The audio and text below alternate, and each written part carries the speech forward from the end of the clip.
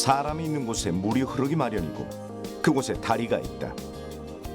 물길을 잇기 위해 만든 것이지만 다리는 사람과 사람을 잇고 문명과 문명을 이어왔다. 그리고 지금 많은 사람들이 더 길고 더 안전하고 더 아름다운 다리를 만들어가고 있다. 그 굵은 다리는 인류의 삶의 일부입니다. 다리를 향한 인간의 야망은 열정이라는 추진체를 만나 한편의 예술작품으로 탄생되고 있다. 한국의 교량 기술에 지금 세계가 주목하고 있다. 토목공학의 꽃으로 불리며 과학의 성을 쌓고 있는 듯한 다리. 그 찬란하고 견고한 바다 위의 과학을 만나보자.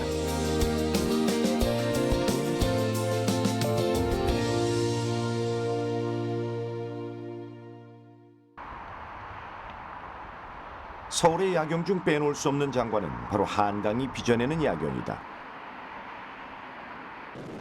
밤이 되면 불이 켜지는 한강다리의 조명은 보는 사람들로 하여금 감탄을 짓게 하고 사진작가들이 즐겨 찾는 명소로도 꼽힌다.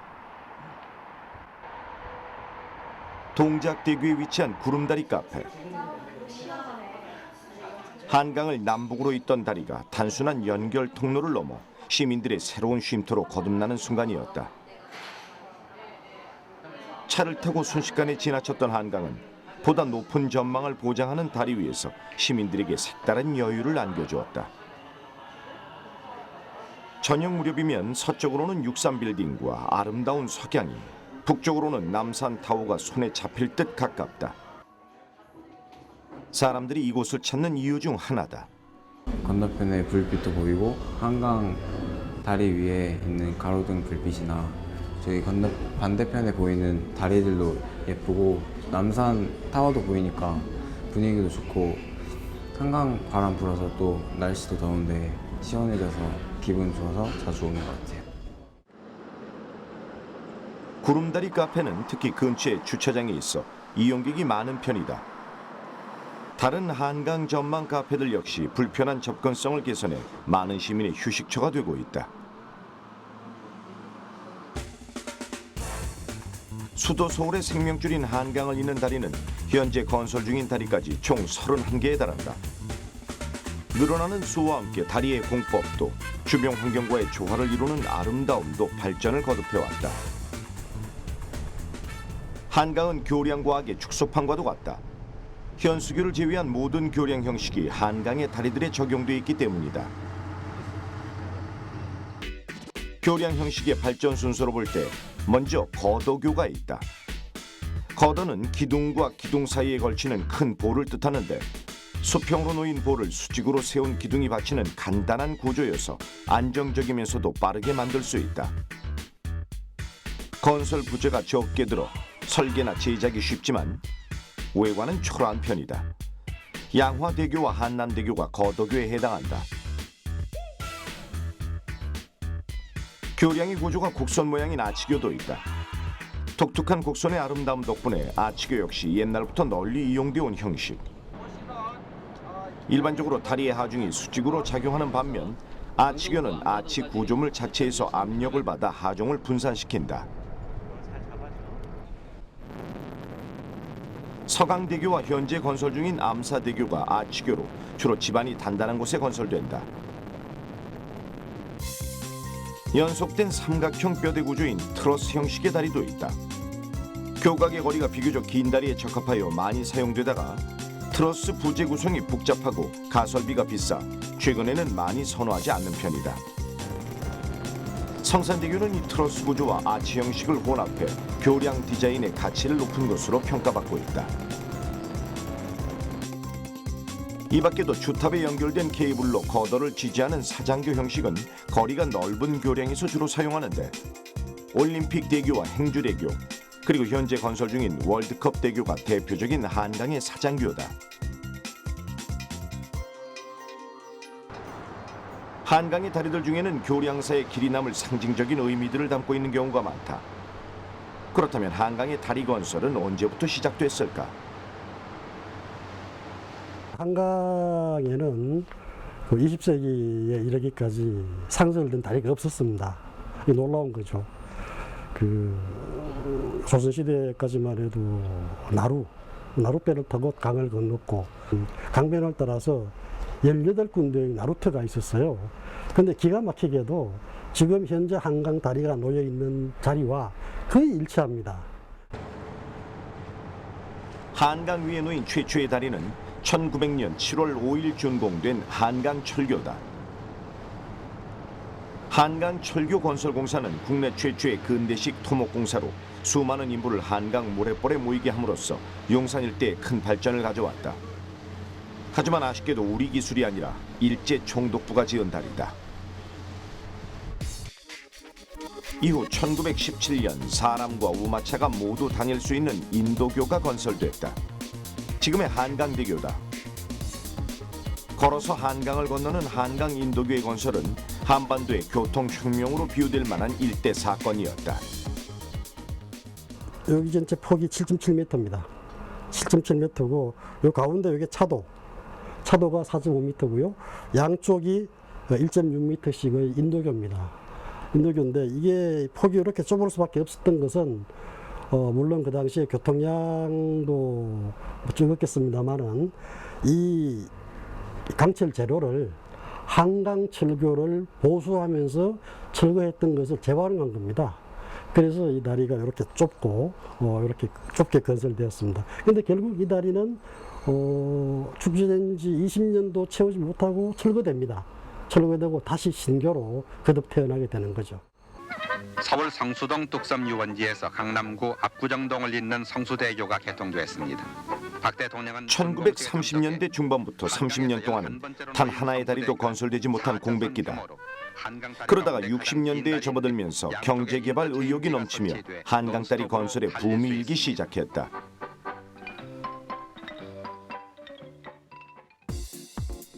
(1965년) 양화대교가 다리 건설 붐의 첫 주자.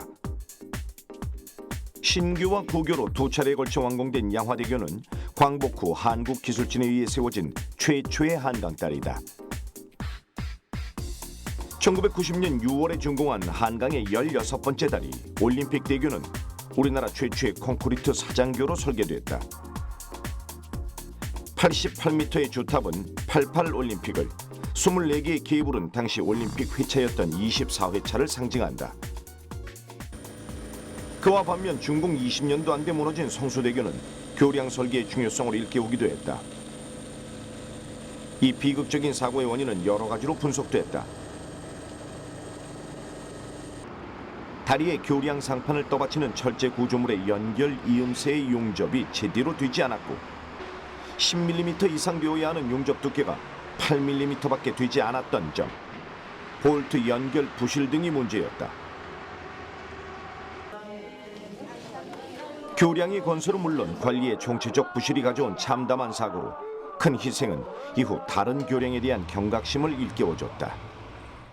성수대교 붕괴 사고 이후에 시설물 관리에 관한 특별법이 생겼습니다. 시특법이라고 하는데 그 법에 의해서 그 한강교량 같이 그런 대형의 특수교량들은 매 5년마다 한 번씩 정밀 안전 진단을 하게 돼 있고요. 그리고 매 2년에 한 번씩 정밀 점검을 해서 거의 2년 주기로 그 교량을 전체적으로 점검을 해서 손상이나 문제점들을 찾아내고 보수를 진행을 하고 있습니다. 그래서 과거와 같은 그런 일은 일어나지 않을 거라고 그렇게 생각하고 있습니다. 해외 관광객이 도심으로 들어오면서 제일 먼저 접하게 되는 것은 한강이다. 도심을 굽이굽이 가로지르며 그 규모로 먼저 압도하는 한강은 파리 세네강이나 런던 템즈강의 10배가 넘을 정도다. 그런 한강의 중심에 놓여있는 다리는 곧 한국의 이미지로 대변된다. 한때 한강의 다리는 관광자원으로서 매력이 부족하다는 지적을 받기도 했다.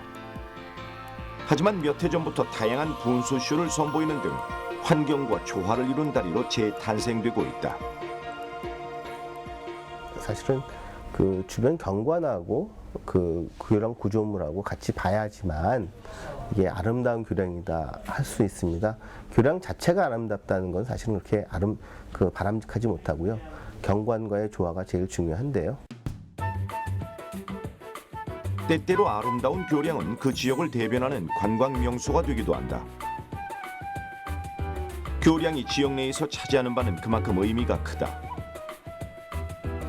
심미적 가치를 중시해 잘 만든 교량 하나는 관광객에게는 랜드마크 같은 장소가 되고, 교량 기술자에게는 기술과 디자인에 대한 사업적인 벤치마킹 장소가 된다. 크게 나아가서는 국가 경제 발전에도 기여할 수 있다.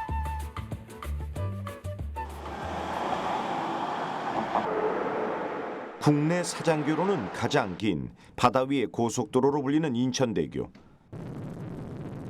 비싼 통행료 논란에도 불구하고 지난 5월 초를 기점으로 통행 차량이 3,500만 대를 넘어서는 등 매년 그 통행량이 늘고 있다.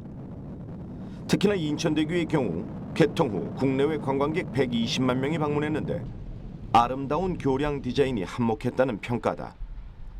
자동차를 타고 인천대교를 지나다 보면 좌우로 드넓게 펼쳐진 서해와 주변 도시의 스카이라인이 한눈에 들어온다. 한국관광공사가 지난해 12월 인터넷 투표를 실시한 결과 국내 토목 구조물로는 유일하게 인천대교가 한국관광 기네스에 선정됐을 정도다. 많은 사람들이 그 심미적인 가치를 높게 평가한 것이다. 보면 옛날 같으면 18.3km를 가면 엄청 긴 거리인데 그것을 이제 전부 교량으로서 연결한 것이거든요. 그래서 바다 위에 새로운 도로가 만들어진 것인데 그 자체만 해도 큰 과업인데 그게 이제 이 사장교로서 특수 교량을 중간에 설치함으로써 이제 경관을 많이 높였고요. 그런데 이제 그 교량은 특히나 그 일본에서 이렇게 만들어지는 상이 있거든요. 다나카 상이라고. 그것도 수상하기도 했고 미국에서도 11년도에 최우수 프로젝트로 선정된 그런 다리입니다. 예. 아름다운 교량을 행정적 차원에서 적극 검토하여 지원하고 있는 도시도 있다. 세종시는 관광자원의 하나로 교량을 택했다. 현재 금강과 미호천, 제천, 방축천 등 세종시 내 주요 하천에 건설되고 있는 다리들이다. 교량의 일차적인 목적은 교통 환경 개선이나 주민들의 생활 편의에 있지만 교량 그 자체만으로도 관광지의 역할을 수행할 수 있을 것이란 판단에서였다. 세종시는 현재 총 7개의 다리를 이미 건설했거나 건설 중이다. 지금 행복도시는 세계적으로 모범이 되고 누구나 살고 싶은 도시를 목표로 건설하고 있습니다. 이에 세종시의 개발 계획과 자연환경을 고려해서 입지에 부합하는 교량 형식의 독특성 확보, 또한 이용자 측면을 고려해서 체험과 만남의 장소가 될 수 있도록 교량을 계획하여 입주민들의 만족도를 제고하고자 교량 디자인에 역점을 두었습니다.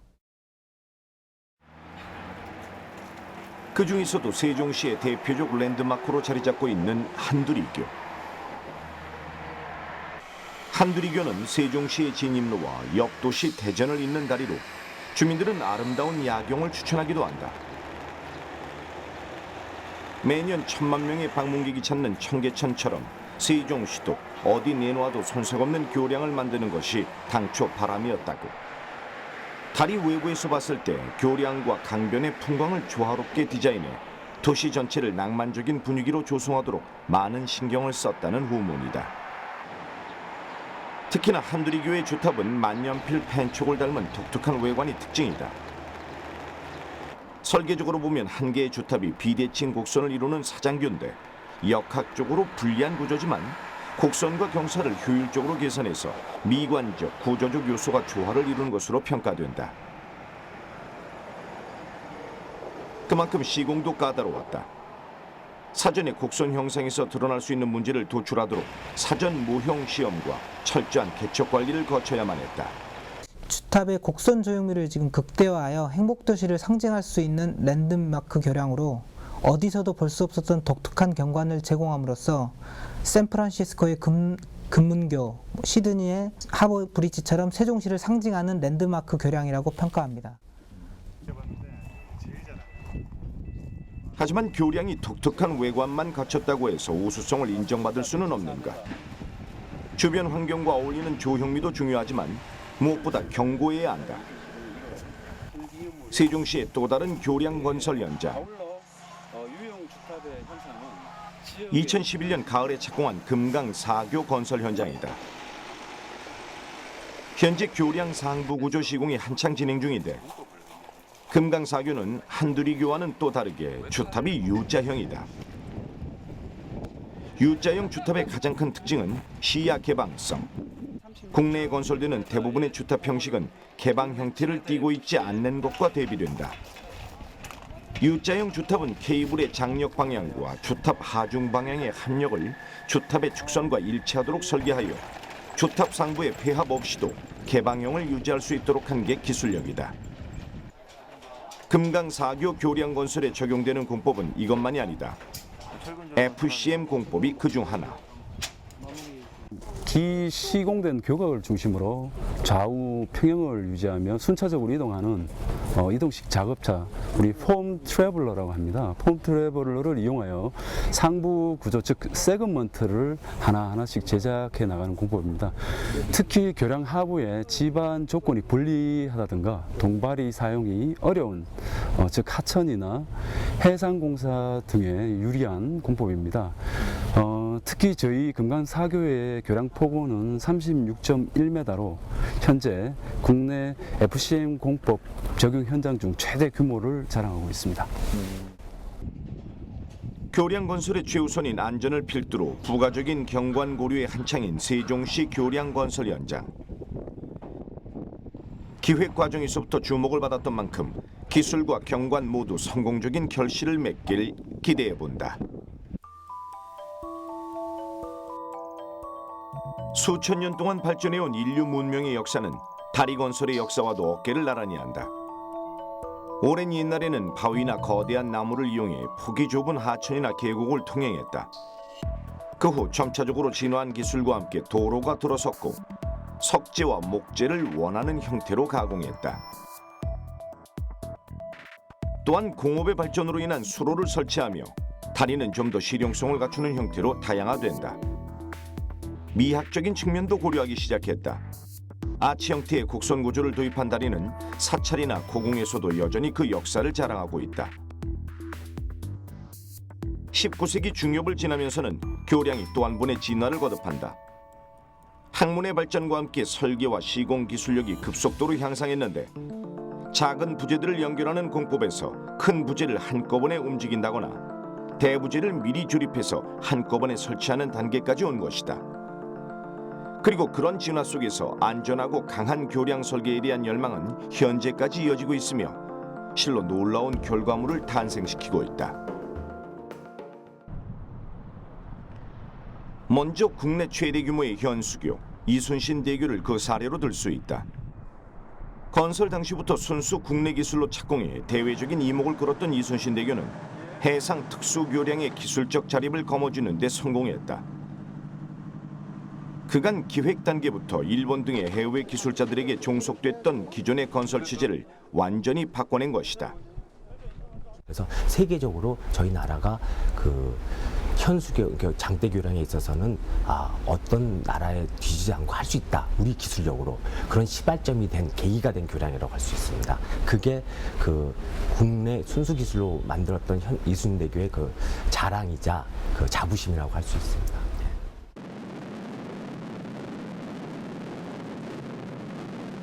여수산업단지의 진입도로인 이순신대교.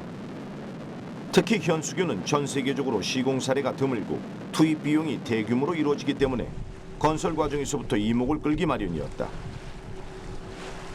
교량의 총 길이만 1545m. 국내에서는 최대, 그리고 세계에서는 네 번째로 긴 규모다.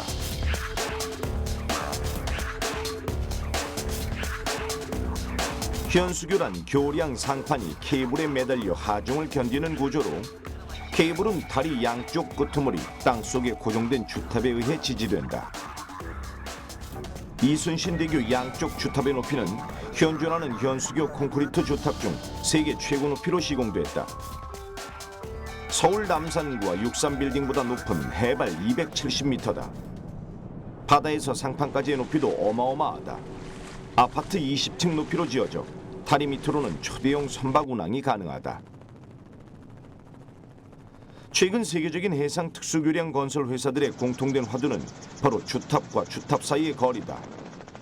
교량의 거리를 길게 늘릴 수 있는 기술력 확보에 초점을 둔다는 것인데 선박의 통행을 자유롭게 하기 위해서는 경관장을 길게 늘리는 것이 대안이기 때문이다. 그런데 이순신대교는 주탑 간의 길이를 늘렸을 뿐만 아니라 시공 기간도 획기적으로 줄였다. 슬립홈 공법 덕분이었다. 슬립홈 공법은 콘크리트 주탑을 가설할 때 그 쉬지 않고 24시간 계속 시공을 해야 됩니다. 그래서 뭐 한두 시간마다 계속 그 슬립 업이라고 그러죠. 폼 자체를 계속 올리면서 시공을 하고 24시간 동안. 그래서 저희가 그 기존 설계대로 했으면 한 그 1년 반 정도 걸렸을 그 콘크리트 주탑을 저희가 11개월 만에 그 완전하게 그 품질을 지키면서 했다는데 의의가 있습니다. 슬립홈 공법은 주탑을 세울 때 필요했던 콘크리트 거푸집을 붙였다 떼는 반복 없이 24시간 연속으로 콘크리트를 부어 넣을 수 있어 일반 공법과 비교했을 때 약 50% 정도의 공사 기한이 단축됐다. 앵커리지 작업도 만만치 않았다. 앵커리지는 주탑으로부터 늘어진 케이블을 지상에 고정시키는 장치를 말하는데 케이블의 장력을 안전하게 지지해야 하는 만큼 안반 특성과 지형 특성을 고려해야 한다. 한쪽 앵커리지를 완성하는 데만 40만 톤에 이르는 콘크리트가 동원됐는데 전용 면적 85제곱미터 규모의 아파트를 약 1,800세대를 지을 수 있는 양이니 그 엄청난 규모를 짐작할 수 있는 부분이다. 타이다운 때문에 한번 고생을 했는데 이런 그 다음 주 출장 겹쳐서 제가 70m 비하면은 우리가 지금 하려는 것들은 굉장히 많고 한데 케이블 설치는 어떤 기술로 이루어졌을까? 현수교의 그 케이블 가설에서는 이제 그 에어스피닝 공법을 도입했는데 에어스피닝 공법도 그 12,800가닥의 그 와이어가 있거든요. 약 5mm에 되는 와이어들이. 근데 그걸 갖다가 그 한꺼번에 하기 어려우니까 저희가 4가닥씩 끄는 그 공법을 사용했는데 그거의 일종의 에어스피닝 공법입니다. 에어스피닝은 스키장의 리프트와 같은 원리다. 약 5mm 두께의 아주 얇은 와이어 4가닥을 갖고 앵커리지에서 출발해 주탑과 주탑을 연결한 뒤 반대편 앵커리지에 도착한다. 양쪽 앵커리지를 반복적으로 왕복하면서 케이블을 만드는데 2km가 넘는 작업 구간을 1,600번 왕복해야 하나의 케이블이 완성되는 강도 높은 작업이다. 케이블 강선을 쭉 펼쳐놓으면 총 길이가 지구둘레의 약 2배에 해당될 정도다. 이러한 케이블 가설은 순수 국산 기술만으로는 처음 시도됐던 만큼 부담감도 컸다. 그 케이블 가설을 하는 그 회사가 전 세계적으로 그렇게 많지가 않아요. 그러니까 그 기술이 이렇게 뭐 보편화되어 있지 않다 보니까 뭐 출판물이나 인쇄물이나 정보를 찾기가 굉장히 어려웠고요. 아무래도 그렇게 정보가 확실치 않고 또 나름대로 계산을 열심히 하지만 또 자기가 뭔가 놓친 게 있을 것 같은 그런 불안한 마음 같은 게 있기 때문에 외국 기술자들한테 이렇게 맡겼을 때보다 그런 점이 굉장히 부담이 컸죠. 주탑과 앵커리지를 가설하고 케이블을 연결하면 실질적으로 도로 역할을 하는 상판을 설치할 차례다. 중량이 250톤에 달하는 강철 재질의 상판을 수직으로 인양해 케이블에 연결하는데 이 상판은 초대형 여객기 42대에 해당하는 엄청난 중량을 갖고 있다. 케이블이 천문학적 수치의 중량을 견딜 수 있는 건 초고강도 케이블이기 때문. 강선 한 가닥으로 약 4톤의 하중을 지지할 수 있는 와이어로 코끼리 한 마리를 너끈히 매달 수 있는 셈이다. 전에 없던 기술 자립을 이뤄낸 이순신 대교는 토목공학의 꽃이라 불리는 교량 역사에 큰 획을 그었다. 현수교 역사가 한 150년 정도 됐습니다. 세계적으로. 그렇지만 그런 게 얼마나 재료적으로 기술적으로 발전할 수 있냐. 그런 어떤 교량 형식도 못 쫓아갔거든요. 그러면서 거기는 설계 기술 포함해서 설계 기술, 시공 기술, 자재 기술이 모두 그 총망라됩니다. 물론 시공 기술에서는 어떤 구조 해석적인 그 역학적인 그런 개념도 무조건 들어가거든요. 그래서 저희가 얘기할 때 그 토목공학의 꽃은 교량이고 교량공학의 꽃은 현수교다. 그런 얘기들을 저희끼리는 많이 합니다. 그래서 그 모든 기술이 총망라된 그 교량 기술이 현수교 그 기술이다. 그렇게 설명드릴 수 있겠습니다. 바다와 바다를 잇는 최첨단 공법 교량의 주인공이 또 있다. 거가대교다. 거가대교는 부산과 거제를 연결하는 다리로 부산, 거제 사이의 바닷길을 그대로 횡단할 수 있는 해상대교다. 그 길이가 8.2km에 달하는데 원래대로 육지를 따라 이동할 때보다 시간을 90분이나 단축시켰다. 부산, 거제 간 140km가 60km로 줄었기 때문이다. 여기에는 놀라운 기술들이 자리 잡고 있다. 먼저 세계에서 가장 긴 해저 터널이 그것. 국내 최초의 해저 터널이면서 세계에서 가장 수심이 깊어 그 시작부터 주목을 받았는데 바다 밑을 파고 들어가는 터널이 아니라 지상에서 만든 콘크리트 터널을 바닷속으로 가라앉힌 이른바 침매 공법 터널이었던 것이다. 침매는 일반 지반을 굴착해서 터널을 만드는 굴착 터널과 달리 침매는 내부에 차량이나 열차가 다닐 수 있는 공간을 가진 긴 박스 구조물을 육상에서 만들어 가지고요. 그 구조물을 잠수함처럼 물에 띄워서 운송해 가서 가라앉힌 이후에 내부를 연결시켜서 터널을 만드는 공법을 말합니다.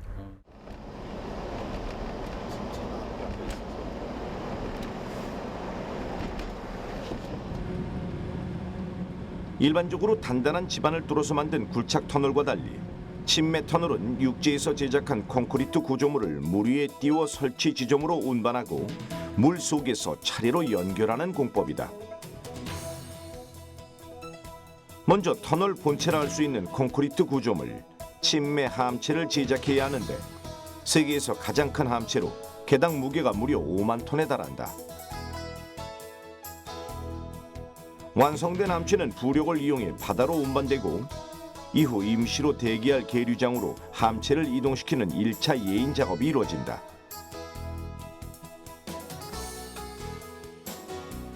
함체가 만들어졌다고 곧바로 바닷속에 침설할 수는 없기 때문인데 이유는 가장 완벽한 침설 시기를 기다리는 것이다. 그런데 해저 터널이 들어설 구간이 연약한 지반이어서 함체를 설치하기 위해 모래와 시멘트 기둥을 심는 등의 지반 보강 작업이 반드시 필요했다. 덕분에 차가를 깔아 지반을 평평하게 만들고 나서야 함체를 이동할 현장 준비가 완료됐다. 이후 함체를 바닷속으로 침설하기 위한 2차 예인 작업이 이루어진다. 이때 해상 조건을 정확히 계측하기 위해 국내 최초로 국지 기상 예보 시스템을 도입했다. 5일간의 풍속, 풍랑 등을 확인한 후에 함체 운송이 최종 결정됐다는 후문이다. 해상 작업 조건이 아주 열악하기 때문에 해상 작업 시간을 최소화할 수 있는 공법을 찾았었고요. 그 결과 육상에서 미리 제작해서 해상에 운송해서 설치하는 프리캐스트 공법이 채택되었습니다. 그리고 이 프리캐스트 공법으로 구조물을 제작해서 운송할 때 파도에 대해서 안정성을 확보해야 되기 때문에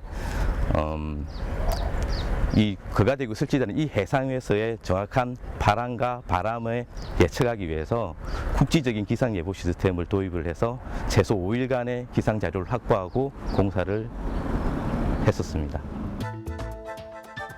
침설 함체는 와이어와 위치 확인 시스템을 통해 먼저 설치된 함체 옆 정확한 위치에 가라앉힘으로써 침매 공법의 해저 터널을 완성한다. 견인 장치로 서로 끌어당기는 두 함체는 고무 조인트로 1차적으로 압착되고 먼저 설치돼 있던 함체 내부의 바닷물을 밸브를 열어 빼내면 접합 후에 수압이 감소된다. 이때 고무 조인트가 압착되며 두 함체가 완벽히 접합된다. 그 후에도 함체와 함체 사이를 방수 소재로 한 번 더 덮고 함체를 보호하기 위해 자갈과 돌로 덮으면 최종 설치가 마무리된다.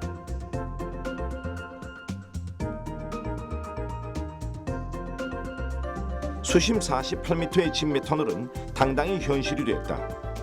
국내 최초 그리고 세계에서 가장 긴 해저 터널이었다. 기술의 승리는 곧 명성으로 이어졌다.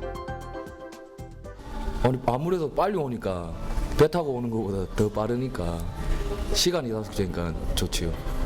해수선에 설레이고 뭐 또 걱정되기도 하고 안전할까 다녀올 때마다 이렇게 바다를 가로질러 가니까 여러 가지 이렇게 시원한 느낌, 그리고 단축이 많이 전에보다 많이 되고 거기 올라오면 쉽고 이래서 저한테는 굉장히 참 좋은 구경도 하고.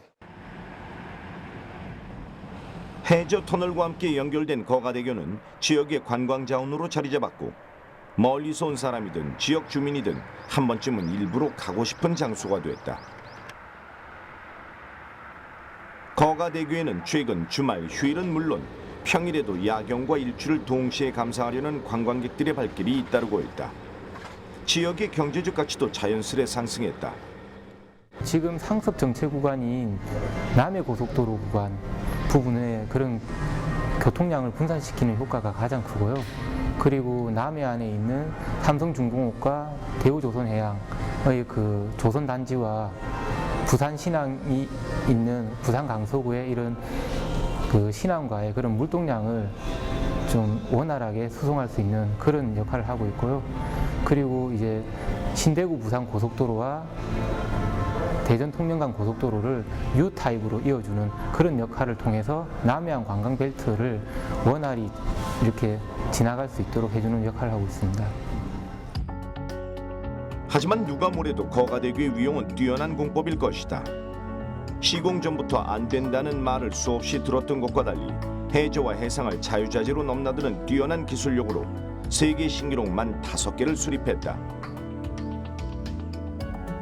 먼저 거가대교에 해당되는 사장교의 특징부터 알아보자. 사장교는 교량을 지탱하는 기둥인 주탑, 차량이 주행하는 도로면을 지지하는 상판, 그리고 주탑과 상판을 연결하는 케이블로 구성된다. 기존의 사장교가 H형의 주탑을 시공한 것과 달리 거가대교는 다이아몬드형 주탑을 적용해 구조적 효율성을 최대화했다. 바람에 대한 안정성을 갖기 위함이었다. 또한 자연미를 살리는 곡선형 주탑은 다양한 장점을 안고 있다. 가운데 모여있기 때문에 기초 면적을 좀 줄일 수 있는 장점이 있습니다. 그래서 좀 다이아몬드를 하는 경우가 직선형에 비해서 조금 공사할 때 직원 관리가 더 많이 필요한 부분이 있긴 하지만 내부 기초의 사이즈를 줄일 수가 있어서 저 공법을 선택했고, 그리고 미학적으로 좀 더 나은 모습을 보이기 때문에 선택을 했었습니다. 이러한 사장교의 시공 과정을 살펴보면 먼저 교량의 기초가 되는 콘크리트 구조물 케이슨을 제작해야 한다. 육상과 해상 양쪽에서 모두 제작됐다. 육상에서 제작된 케이슨은 해상으로 옮겨져 케이슨 하부가 된다. 2개의 케이슨 하부를 이어 이번엔 해상에서 케이슨 상부를 제작한다. 이렇게 만들어진 케이슨 내부는 격자 무늬의 빈 공간으로 둔다. 격자 무늬라야 내부에 채워지는 물의 수위를 조절할 수 있고 케이슨의 무게도 낮추는 효과가 있다. 케이슨이 설치될 지점은 미리 깊이를 가늠해 굴착해두고 받침대를 씹는다. 이어 해상 크레인을 이용해 케이슨을 받침대 부위에 정확하게 거치한다. 이때 케이슨의 안정된 균형을 위해 내부 공간에 물을 채워 중량을 증가시킨다. 케이슨을 거치하면 케이슨 바닥면과 지반 사이의 빈 공간을 시멘트, 자갈 등으로 채운다. 이렇듯 해저면과 케이슨의 기초를 콘크리트로 일체화시키는 공법을 수중 그라우팅 공법이라 한다. 케이슨 설치가 완료되면 이번엔 주탑을 시공하고 케이블로 상판과 주탑을 연결하는 중요한 작업도 진행해야 한다. 먼저 해상 크레인을 이용해 첫 상판을 주탑에 올려놓고 케이블로 고정시킨다. 이러한 상판 설치는 하나의 주탑을 중심으로 양쪽에서 번갈아 시공되는데 중간 지점에서 만나는 두 상판의 높이를 정확히 맞춰 볼트로 연결하는 것이다.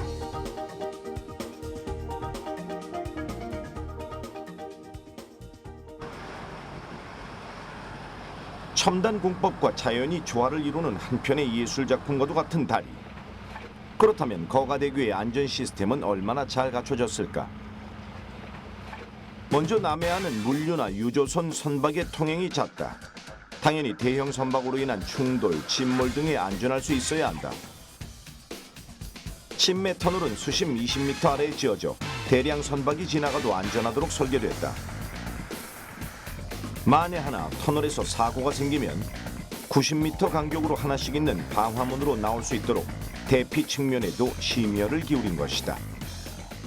특히 이제 침해 터널 같은 경우는 지반이 처지게 되면 문제가 물이 셀 수가 있기 때문에 일단 연약 지반을 보강을 했고요. 보강을 해서 지진에 대해서도 지반이 안정화되도록 만들었고요. 그리고 일단 침해 터널 경우는 그 물이 새는 경우가 가장 큰 문제가 됩니다. 그래서 함체와 함체 사이 연결부에 물이 셀 수가 있기 때문에 세계 최초로 이중으로 지수제를 적용하였습니다.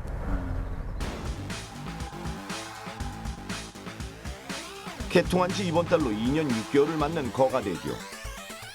관리 당국이 추산하는 현재까지 이용자는 6천만 명.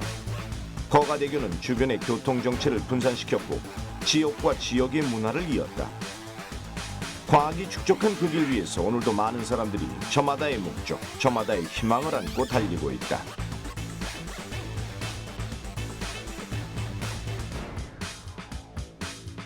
불과 반세기도 안 돼 교량 기술은 눈부신 성과를 내고 있지만 과거에도 그 기술은 엄연히 존재했다. 한때 청계천에 있다가 청계천 북계공사로 지금은 장충동으로 자리를 옮긴 수표교. 화강암을 짜맞춘 돌다리인데 함부로 옮기기에는 안타까울 만큼 과학적으로나 역사적으로나 의미 있는 다리다. 1441년 세종 23년에 설치했습니다. 이게 세계 최초의 하천 강수량 측정 기구입니다. 서양 최초의 카스텔리 강우량기보다 198년 앞선 세계적으로 아주 탁월하게 뛰어난, 지금 다리를 놓는 과학도 중요하지만은 그 다리가 실천한 과학, 자연과학, 이 세계적으로 의미 있는 곳이 바로 개천의 수표교였습니다. 한국 교량과학의 역사를 거슬러 올라갈 때 빼놓을 수 없는 다리가 또 있다. 진천에 있는 농다리다. 개울 한가운데 돌을 놓은 징검다리 형태로 농다리는 그야말로 가장 원시적인 다리라 할 수 있겠다. 농다리는 현존하는 돌다리 중 가장 긴 다리다. 고려 고종 때 지어진 것으로 전해지는데 유구한 세월의 흔적을 꿋꿋이 지켜온 만큼 이제는 충청북도 지방문화재 28호로 지정돼 지역의 보호를 받고 있다. 그런데 그 오랜 시간 동안 어떻게 버틸 수 있었을까? 그 다리를 놓게 되면 아무래도 하천에 놓게 되면 물살이 빨라지다 보면은 이 하중을, 다리라는 게 이제 물에 하중을 받게 되는데 돌을 쌓을 때, 그러니까 물고기 비늘처럼 겹겹이 똑바로 일직선으로 쌓은 게 아니라 겹겹이 싸서 올리고, 또 위쪽에서 보면 좀 유선형의 모양이 있습니다. 그래서 물이 쭉 치더라도 첩에 받는 면은 적으면서 물이 돌아나가게 되겠죠. 그러니까 직사각형으로 만들면 아무래도 하중을 받는데 그런 것들을 물의 유속을 감안해서 만들었기 때문에 그런 방법에 있어서 좀 과학적인 측면이 있지 않았나. 1200년대에 지어진 것 치고는 놀랍게도 과학적인 측면이 숨겨져 있다. 그저 돌다리를 얼기설기 쌓아놓은 정겨운 모습이지만 그 옛날 현인의 지혜가 고스란히 담겨있는 것이다. 검붉은 자줏빛을 보이는 돌은 이 지역에서 생산되는 돌로, 쌓은 모양새를 살펴보면 물고기 비늘처럼 촘촘히 쌓아 반대편 안쪽에서 돌의 뿌리가 서로 엇물리게 하되 틈새는 작은 돌로 메웠다. 교각의 폭과 두께는 위로 쌓아 올릴수록 좁아지는 유선형인데 물의 저항을 덜 받기 위한 방법을 쓴 것으로 헤아려진다.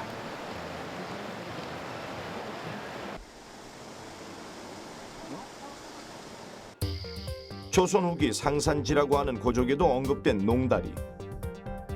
그 축조 방법을 살펴보면 먼저 기초석을 쌓는다. 두 번째 단계로 기초석 위에 자연석을 쌓아 교각을 만든다. 상층으로 갈수록 조금씩 좁아지는 들여쌓기 방식으로 구조적인 안정감을 취했다. 마지막 단계는 장대석 얹기.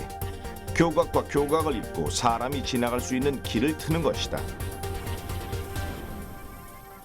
돌만 쌓아놓고도 지금까지 돌다리가 건재할 수 있었던 건 이런 과학적 지혜가 스며있기 때문이다. 과학이 있어 다리가 보존됐고, 다리가 있어 인간은 또 다른 세상과 만날 수 있었다. 인간에게 다리는 단순한 연결 통로 그 이상인 것이다.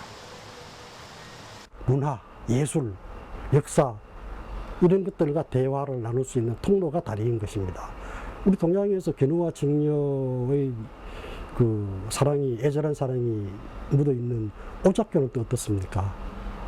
결국은 다리는 그 인류의 삶의 일부입니다. 저는 그렇게 평가하고 싶습니다. 다리는 인류의 역사와 함께 발전해왔다. 표면적으로는 강과 바다를 건널 수 있게 해주었지만 실제로는 사람과 사람을 끈끈하게 이어주었다. 더 길고 안전한 다리를 만들기 위한 노력은 지금도 계속되고 있다. 과학은 지금껏 그래왔던 것처럼 최일선에서 다리 건설에 앞장설 것이다.